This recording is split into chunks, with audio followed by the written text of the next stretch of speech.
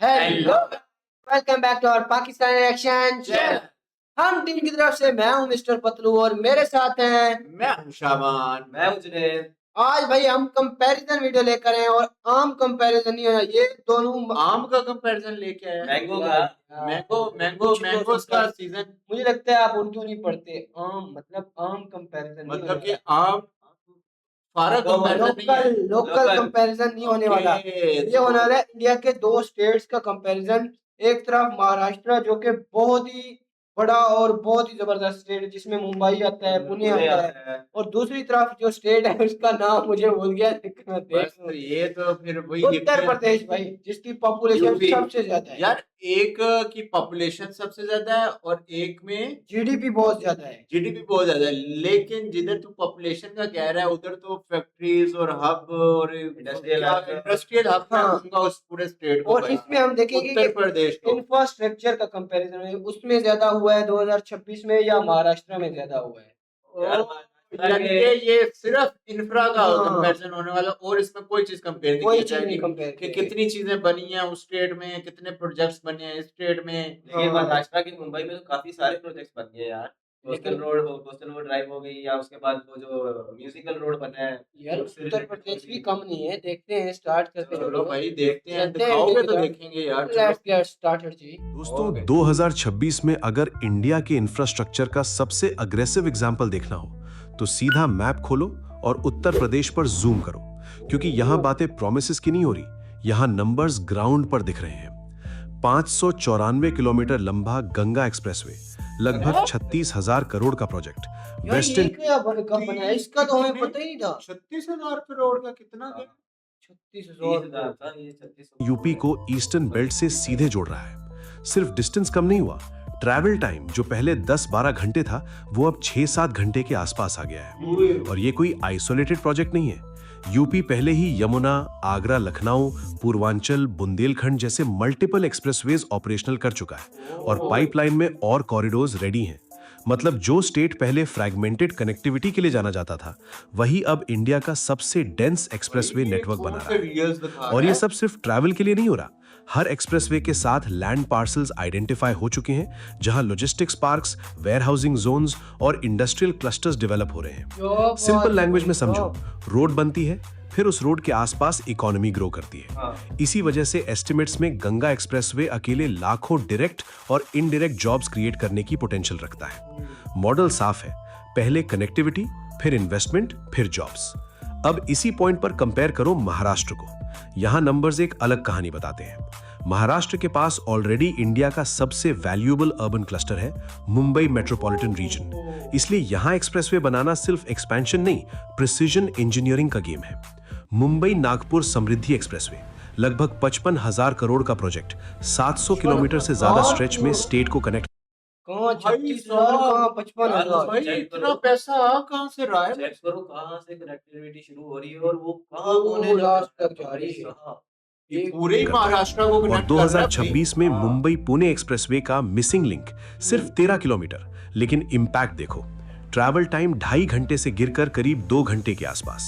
ये डिफरेंस छोटा लगता है, पर जब रोज लाखों व्हीकल पहाड़ियों पे एक्सीडेंट्स वगैरह काफी होते थे, वो घूम घूम के रोड उसको खत्म करने के लिए उन्होंने एक सीधा एक पहाड़ से दूसरे पहाड़ पे कनेक्टिविटी इसमें दी। मुश्किल भी होती थी, सफर में भी बहुत इंसिडेंट बहुत होते थे यार। बन रहा है वो स्ट्रेट लाइन में बन रहा है क्योंकि बन हिल गया है स्टेशन भाई, वो तो चल भी रहा है। हाँ, वो तो ऑपरेशनल भी हो गया। चलते हैं तो मिनट्स भी करोड़ों की प्रोडक्टिविटी बचाते हैं।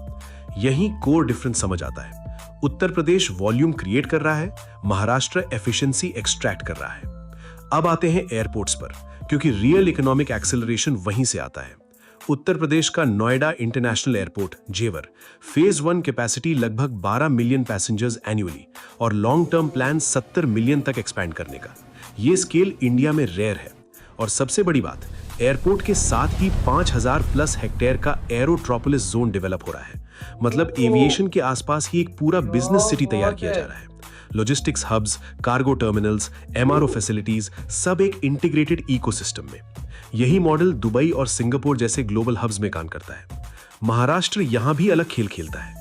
नवी मुंबई इंटरनेशनल एयरपोर्ट, लगभग 16,000 crore plus investment existing Mumbai airport का लोड डिवाइड करेगा। मुंबई एयरपोर्ट पहले ही करीब 50 मिलियन पैसेंजर्स हैंडल करता है। नवी मुंबई जुड़ते ही कंबाइंड कैपेसिटी 90 मिलियन के आसपास पहुंच सकती है। मतलब महाराष्ट्र नया मार्केट क्रिएट नहीं कर रहा, वो एग्जिस्टिंग डिमांड को एफिशिएंटली मैनेज कर रहा है। यूपी फ्यूचर ट्रैफिक कैप्चर करना चाहता है, महाराष्ट्र प्रेजेंट ट्रैफिक को ऑप्टिमाइज कर रहा है। भाई अब रेलवेज और साहब, लॉजिस्टिक्स की क्या बात logics करें है तो पिक्चर भाई। और क्लियर हो जाती है। उत्तर दोनों स्टेट्स के माइंडसेट अलग-अलग है, लेकिन प्रोग्रेस दोनों तरफ से हाँ, भाई भाई वीआईपी माइंडसेट अलग है लेकिन वीएस सेम है कि इंडिया को अपने ऊपर लेके जाना है भाई, बात तो सुनो। Uttar Pradesh dedicated freight corridor का मेजर बेनिफिशियरी है। हाँ। ईस्टर्न डीएफसी का बड़ा हिस्सा यूपी से गुजरता है। फ्रेट ट्रेन्स जो पहले पैसेंजर ट्रैक्स पर डिपेंड थी, अब डेडिकेटेड कार्गो लाइंस पर शिफ्ट हो रही हैं। रिजल्ट, ट्रांजिट टाइम 40-50% तक कम। इसका डायरेक्ट इंपैक्ट इंडस्ट्रीज के लिए ट्रांसपोर्ट कॉस्ट कम, डिलीवरी स्पीड ज्यादा। साथ ही दिल्ली मेरठ आरआरटीएस जैसे प्रोजेक्ट्स अर्बन मोबिलिटी को कंप्लीटली रीडिफाइन कर रहे हैं। 160 kilometre per hour speed, daily commute का नया स्टैंडर्ड। महाराष्ट्र के पास यहां भी लेगेसी एडवांटेज है।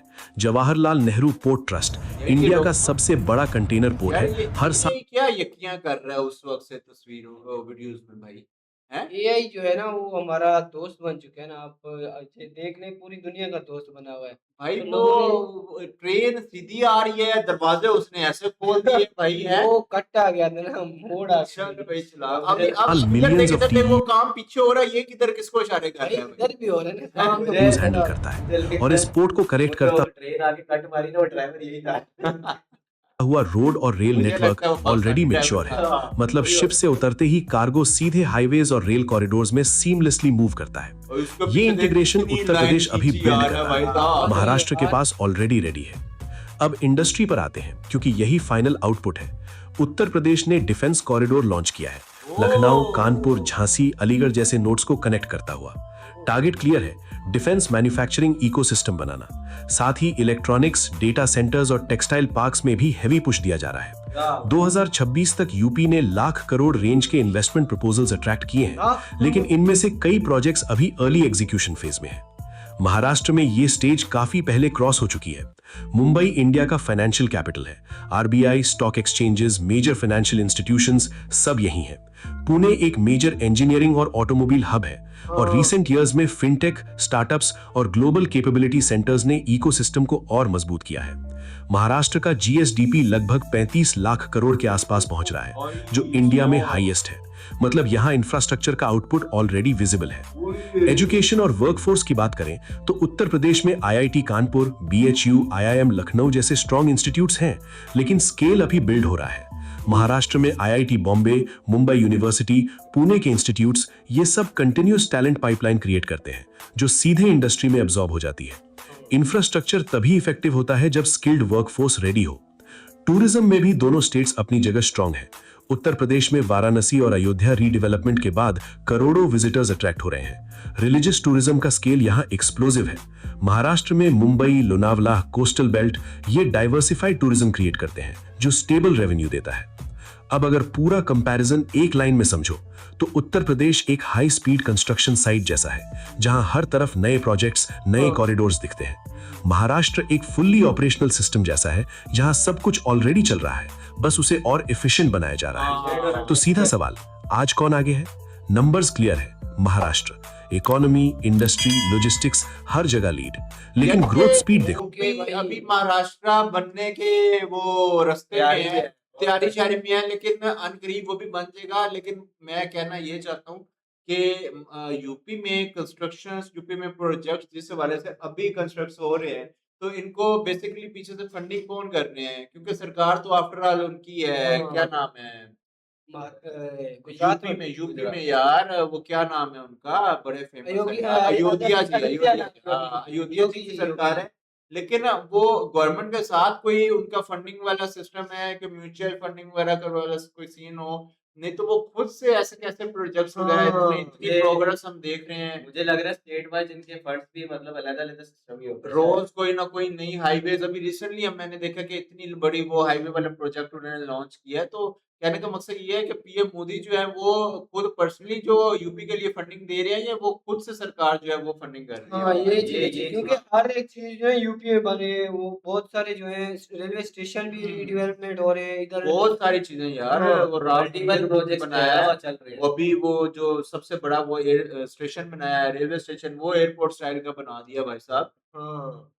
हाँ तो व्यूअर्स ये थी हमारी वीडियो यार, अगर तो आपको हमारी वीडियो अच्छी लग रही है तो हमारे चैनल को सब्सक्राइब कर दूसरी दें। तरफ भाईजान महाराष्ट्र था, महाराष्ट्र ने तो भाई अखीर की हुई है, वो तो भाई किसी को आगे नहीं आने देगा।